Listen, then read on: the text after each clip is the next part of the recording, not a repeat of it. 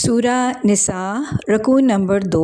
وراثت کے احکامات کو بیان کرنے کا سلسلہ جاری ہے۔ اب یہاں آیت نمبر 11 میں اللہ نے اولاد اور والدین کا ترکہ یعنی فریکشنز جو وراثت کے مال میں ملنے ہیں ان کو وہ بیان کیے گئے ہیں۔ اولاد کے حوالے سے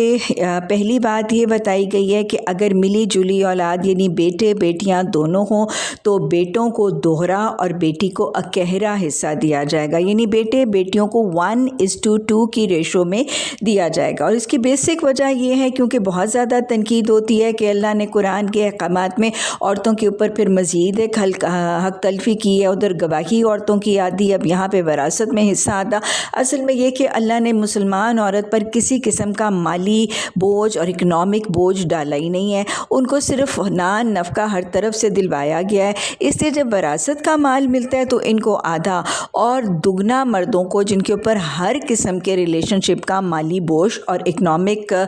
جو کیٹرنگ ہے اس کی ذمہ داری ڈالی گئی ہے۔ تو لہٰذا یہاں پر بیٹے کا حصہ دگنا بتایا گیا ہے۔ مثلا اگر مثال دوں کہ اگر مال میراث 60,000 روپیہ ہے اور 2 بیٹیاں اور 2 بیٹے ہیں تو اس کل مال کے بیٹیوں کے 2 اور بیٹیوں کے 4 حصے بنا کر کتنے حصے کیے جائیں گے؟ کل 6 حصے ہوں گے۔ اب 10,000 ہزار بیٹیوں کو آ جائے گا اور 20,000 ہزار بیٹوں کو آئے گا اور مال ختم ہو جائے گا بیٹوں بیٹیوں کی تقسیم کے درمیان۔ اسی طرح یہ بتایا گیا کہ اگر بیٹیاں 2 یا 2 سے زیادہ ہوں تو کل یا ٹوٹل مال میں سے 2/3 یعنی 2/3 جو ہے وہ بیٹیوں کے لیے نکال کر بیٹیوں میں ایکولی تقسیم کر دیا جائے گا۔ مثلاً پھر وہی بات کہ اگر 60,000 مال متروکہ ہے اور بیٹیاں 4 ہیں تو پھر 2/3 مال جو ہے وہ 40,000 بن جائے گا اور 10,000 ہزار تمام بیٹیوں کو دے دیا جائے گا۔ پھر مزید بتایا گیا کہ اگر وارث صرف ایک ہی بیٹی ہو تو پھر ٹوٹل یا کل مال میں سے آدھا حصہ جو ہے اس بیٹی کے لیے نکال دیا جائے گا، 60,000 میں سے 30,000 بیٹی کو اور باقی رشتوں کو دیا جائے گا۔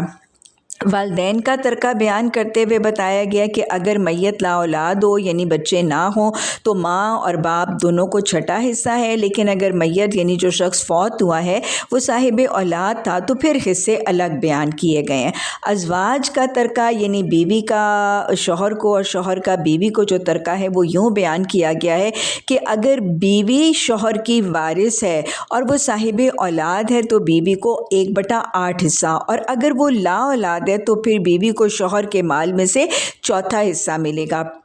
اور شوہر کو بیوی کی وراثت میں سے صاحب اولاد ہونے کی حالت میں 1/4 حصہ اور لا اولاد ہونے کی حالت میں آدھا حصہ ملے گا۔ اور پھر اگر میت کلالہ ہے، یہ وہ میت ہے نہ جس کے والدین ہوتے ہیں نہ اولاد ہوتی ہے، نہ اوپر نہ نیچے، تو اس کلالہ میت کے وارث اس کے بہن بھائی ہوتے ہیں۔ اور اگر ہم دیکھیں تو بہن بھائی 3 قسم کے ہیں، ماں باپ شریک بہن بھائی جو حقیقی بہن بھائی ہوتے ہیں، ان کو اولاد کا حصہ آگے چل کر سورہ نساء کے اینڈ میں بتایا جائے گا کہ جو حقیقی بہن بھائی ہیں کلالہ میت کے، وہ اولاد کا حصہ اسی 1:2 کی ریشو میں بھائیوں اور بہنوں کے درمیان تقسیم ہوگا۔ ماں شریک بہن بھائیوں کو اخیافی اور باپ شریک بہن بھائیوں کو الاتی بہن بھائی کہا جاتا ہے۔ تو والدین کا جو ترکہ ہے کلالہ میت میں وہ ماں شریک بہن بھائیوں یعنی اخیافی بہن بھائیوں کو دے دیا جائے گا۔ وراثت کی تقسیم میں اگر طریقہ دیکھا جائے تو سب سے پہلے قرض کی ادائیگی کا طریقہ ہے۔ حدیث میں پتہ چلتا ہے کہ آپ صلی اللہ علیہ وسلم جب کسی جنازے کے موقع پر جاتے تھے تو آپ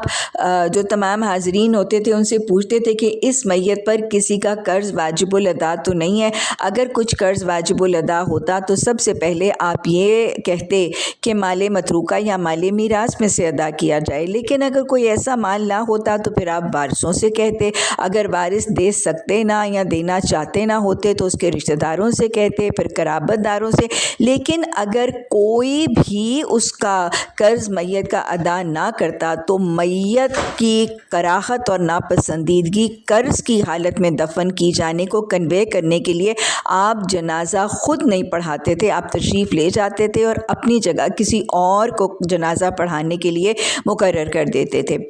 اسی طرح وہ واقعہ بھی آتا ہے کہ ایک شخص میدان جنگ میں جب شہید ہو گیا مسلمان، اور صحابہ نے یہ فرمایا کہ یہ شخص جنتی ہے، تو آپ نے فرمایا تمہیں کیوں کر علم ہوا، ہو سکتا ہے اس پر ابھی کچھ قرض واجب الادا ہو، تو لہٰذا سب سے پہلے قرض جو ہے وہ ادا کیا جائے گا جو میت پر واجب الادا ہو، اور پھر اس کے بعد وصیت کو ادا کیا جائے گا اور کل مال میں سے نکالا جائے گا۔ وصیت وہ چیز ہے کہ جب کوئی شخص اپنے فوت ہونے سے پہلے اپنے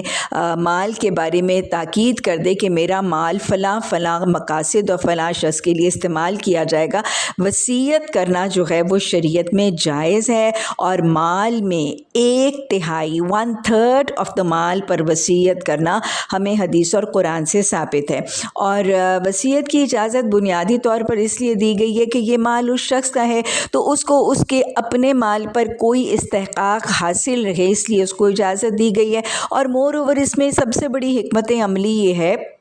کہ اللہ نے سورہ نساء کے وراثت کے احکامات میں کچھ رشتوں کے حقوق تو وراثت میں بتا دیے، جیسے اولاد کے، والدین کے، ازواج کے، اور یہ وہ رشتے ہیں جو سب کے لیے جن کے حق بتائے، لیکن ہر شخص کے ارد گرد کسی کا کوئی بھانجا، کسی کوئی پھپھی، کوئی بھتیجا، کوئی چچا، کوئی اور رشتہ ایسا ہوگا جو ضرورت مند، حاجت مند ہوگا، اور ویسے ان تمام رحم کے رشتوں کے حقوق اور ترکے جو ہیں وہ اگر بتائے جاتے تو وراثت کے احکامات بہت زیادہ کمپلیکیٹڈ ہو جاتے، تو ان کے حصے بتائے ہی نہیں گئے۔ لیکن اگر کسی کے ارد گرد کوئی اور اسپیسیفک ایسا شخص ہے جو ضرورت مند ہے اور دینے والی کی خواہش ہے تو اس کے لیے وصیت کی اجازت، اور مزید اگر کوئی جہاد کے لیے، دین کی اشاعت کے لیے، کوئی خدمت خلق کے لیے اپنی زندگی میں دینا چاہتا ہے تو بھی وصیت کی اجازت ہے۔ اور وصیت کے حوالے سے اسپیسیفک حکم ایک تو یہ کہ صرف 1/3 مال پر حدیث اور قرآن سے ثابت ہے، لیکن ایک اور تاکید بھی حدیث سے ہے کہ کسی وارث کے حق میں وصیت جائز نہیں، یعنی جن کے حقوق والدین، اولاد، ازواج، جن کے حقوق اللہ نے خود قرآن میں وضع کر دیے ہیں، ان کو ان کے بیونڈ کوئی حصہ نہیں دیا جائے گا، اور یہ بڑا عدل اور حکمت والا حکم ہے۔ آپ دیکھیں کہ بس اوقات یہ ہوتا ہے کہ والدین کو اپنے کسی معذور بچے یا کسی متعلقہ بیٹی کے بارے میں فکر ہے اور اس کو ایکسٹرا دے جاتے ہیں، مال تو شاید اس کو ایکسٹرا مل جاتا ہے، لیکن باقی سبلنگز اور بہن بھائیوں میں ایک حسد، ایک جلن، ایک کڑن اور ایک خفگی اور ناراضگی اس حوالے سے کہ والدین نے ناانصافی کی اور اس نے زیادتی کر کے زیادہ لے لیا، تو یوں شاید اس معذور یا ضرورت مند شخص کو مال تو کچھ زیادہ مل جاتا ہے لیکن اپنے بہن بھائیوں کی محبت سے محروم ہو جاتا ہے جو والدین کی وفات کے بعد مال سے اس کے لیے زیادہ ضروری ہیں، اس لیے وارث کے حق میں وصیت نہیں کی جائے گی۔ اور وصیت کے حوالے سے حدیث میں تاکید بھی ہے کہ اگر کوئی شخص اپنے مال پر وصیت کرنا چاہتا ہے تو 3 دن 3 راتیں اس حال میں نہ گزریں کہ وہ وصیت اس کے پاس لکھی بھی موجود ہونی چاہیے۔ This is very important to pen it down and to write it down, because زبانی کلامی بتانے سے کنفیوژنس بھی ہوتی ہیں اور پھر بعد میں مس انڈرسٹینڈنگس کا بھی امکان ہے، اور پھر اس لکھنے میں سستی بھی کرنا پسندیدہ نہیں ہے۔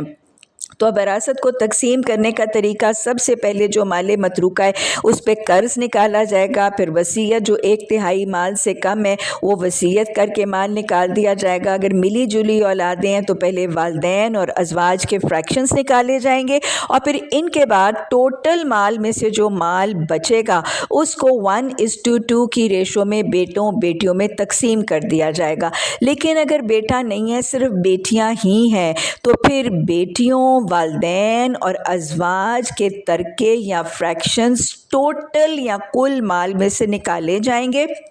اور ان کے فریکشنز نکال لینے کے بعد اگر کچھ مال بچ جائے گا تو پھر وہ عصبہ کو دے دیا جائے گا۔ عصبہ میت کا قریب ترین مرد رشتہ دار ہے، اس کو پھر باقی باندھا مال جو ہے وہ دے دیا جائے گا۔ آیت نمبر 13 اور 14 میں یہ سارے احکامات بیان کرنے کے بعد اللہ نے یہ فرما دیا ہے کہ وراثت کے احکامات یہ کیا ہے؟ تلک حدود اللہ، یہ اللہ کی حدیں ہیں، اور اللہ نے واضح طور پر یہ حکم دے دیا کہ ان سے تجاوز نہ کرو۔ تو ہمیں معلوم ہے کہ جب کسی چیز کو یا عمل کو اللہ سبحانہ تعالیٰ نے قرآن میں حدود اللہ کہہ دیا جاتا ہے تو ان حدود سے ایکسیڈ کرنا یا ان لمٹس اور باؤنڈریز سے ایکسیڈ کرنا وہ کبیرہ گناہ ہوتا ہے۔ اور پھر مزید اللہ نے اگلی آیت میں وراثت کے احکامات کی نافرمانی پر جہنم اور عذاب مہین کی وعید دی ہے۔ گویا واضح طور پر 4 دفعہ اللہ سبحانہ تعالیٰ نے